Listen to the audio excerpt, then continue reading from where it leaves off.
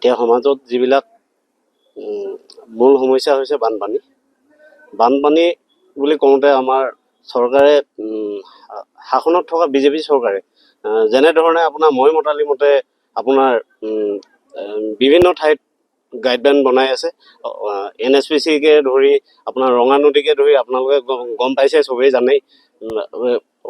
কেইদিনমানৰ আগত যিখিনি মানে আপোনাৰ আমাৰ ৰাইজৰ ক্ষয়ক্ষতি হ'ল বা এই নদী বান্ধৰ কাৰণে আমি চৰকাৰখনক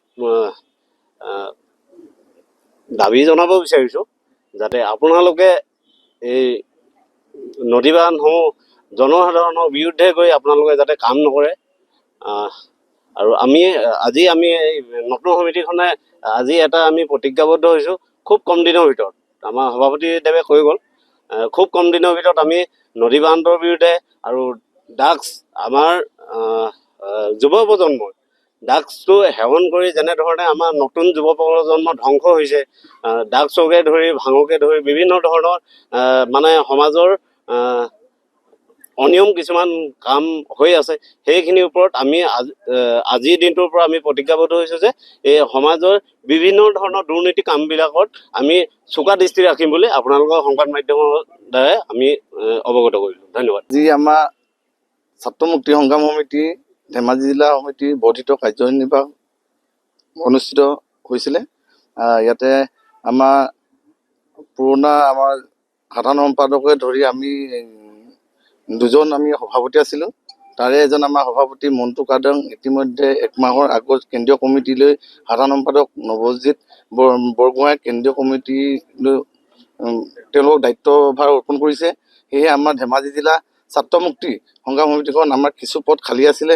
আজি সেয়েহে আমাৰ ধেমাজি জিলাৰ বিভিন্ন আঞ্চলিকৰ প্ৰতিনিধি আহি পিনে আমাৰ চিলাপথাৰ এই ৰাজহুৱা প্ৰেক্ষাগৃহতে আমাৰ ছাত্ৰ মুক্তি সংগ্ৰাম সমিতি আজি বৰ্ধিত কাৰ্যনিৰ্বাহক সভা অনুষ্ঠিত হয়।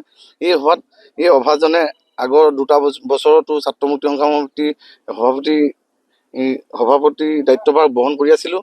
আজি মন্টু কাদঙৰ ঠাইত এই পুনৰ অভিজিৎ খনিকৰ আৰু ভাৰতম ভূঞাক সভাপতি হিচাপে সাধাৰণ সম্পাদক অপু আৰু লক্ষ্য চেতিয়াকে ধৰি আমাৰ প্ৰায় 31জনীয়া পুনৰ পূৰ্ণাংগ কমিটিখন গঠন কৰিবলৈ আজি ঐক্যবদ্ধ হৈছোঁ। আৰু আপোনালোকক আমি অতি মনত ক'ব খোজোঁ যে আগন্তুক বিজেপি চৰকাৰে যি বানপানী আজি নদী বান্ধ নিৰ্মাণ কৰি আছে, যেনে আপোনালোকে দেখিছে, আপোনালোকৰ আজি ৰঙা নদীৰ অৱস্থা যি হৈছে, আজি যদি বিজেপি চৰকাৰে এইবিলাক যদি ৰাইজৰ যিবিলাক প্ৰভাৱ পৰা মানে প্ৰভাৱ পৰা যিটো মানে ৰাইজৰ ক্ষতি হৈ থাকে, সেই ক্ষতিবিলাক যদি চৰকাৰে নিজৰ মতালিক কৰি থাকে, আমি আগন্তুক 1 সপ্তাহ 10 দিনৰ ভিতৰত আমি নদী বান্ধৰ বিৰুদ্ধে পুনৰ আমি আন্দোলন গঢ়ি তুলিম। আৰু নৱগঠিত আমি কমিটিখনে আমি স্বচ্ছ নিকাভাৱে দায়িত্বভাৰ পালন কৰিম বুলি আপোনালোকক আগত আজি আমি প্ৰতিশ্ৰুতিবদ্ধ হৈছোঁ। আপোনালোক সকলোৱে জানে যে বিজেপি চৰকাৰখনে ক্ষমতালৈ অহাৰ আগত আমাক কি কথা কৈছিল। বিজেপি চৰকাৰখনে ক্ষমতালৈ অহাৰ আগত নদী বান্ধ নালাগে বুলি কৈ আন্দোলন কৰিছিল। আপোনালোক সকলোৱে জানে যে ৰাজনাথ সিং ডাঙৰীয়াই ধেমাজিত আহি ইয়াতে নদী বান্ধৰ বিৰুদ্ধে আন্দোলন কৰিছিল, প্ৰতিৰোধ সংগ্ৰাম গঢ়ি তুলিছিল। যে ৰাজনাথ সিং ডাঙৰীয়াই কৈছিল, তেতিয়া ৰাজনাথ সিং ডাঙৰীয়া সেই সময়ত ৰাষ্ট্ৰীয় সভাপতি আছিল, তেওঁ নিজেই কৈছিল যে নদী বান্ধ আমাক ইয়াত নালাগে, নদী বান্ধে অসমক ক্ষতি কৰিব। তেনেকুৱা মানে বক্তব্য প্ৰদান কৰি এই বিজেপি চৰকাৰখন শাসনলৈ আহিল। শাসনলৈ অহাৰ পাছত এই বিজেপি চৰকাৰখন ডাঙৰ এটা ইউটাৰ্ণ মাৰিবলৈ আৰম্ভ কৰিছে। আপোনালোকে দেখিছে পৰিৱৰ্তনৰ সপোন দেখুৱাই আমাক কি কৰিলে। আজি টোল গেট বৃদ্ধি হ'ল, আজি নদী বান্ধ নিৰ্মাণ হৈ আছে। আজি তিনিচুকীয়াৰ মূৰৰ ওপৰত 107টা নদী বান্ধ নিৰ্মাণ কৰিবলৈ লৈছে বিজেপি চৰকাৰখনে। আজি ইয়াতে ধেমাজিত নামনি হৰণকে জলবিদ্যুৎ প্ৰকল্প নিৰ্মাণ কৰি আছে, গোপনে কাম আৰম্ভ কৰি আছে। আমি কৃষক মুক্তি সংগ্ৰাম সমিতি আৰু ছাত্ৰ মুক্তি সংগ্ৰাম সমিতিয়ে বহুবাৰ আন্দোলন কাৰ্যসূচী ৰূপায়ণ কৰিছিলোঁ, আমি বন্ধ কৰি দিছিলোঁ নদী বান্ধ। তাৰপাছত এতিয়া আমি দেখিছোঁ যে গোপনে নদী বান্ধৰ কাম আৰম্ভ হৈ আছে। ইয়াৰ ফলত আমাৰ সৰ্বসাধাৰণ জনসাধাৰণৰ কি ব্যাপক সমস্যাৰ সন্মুখীন হৈছে।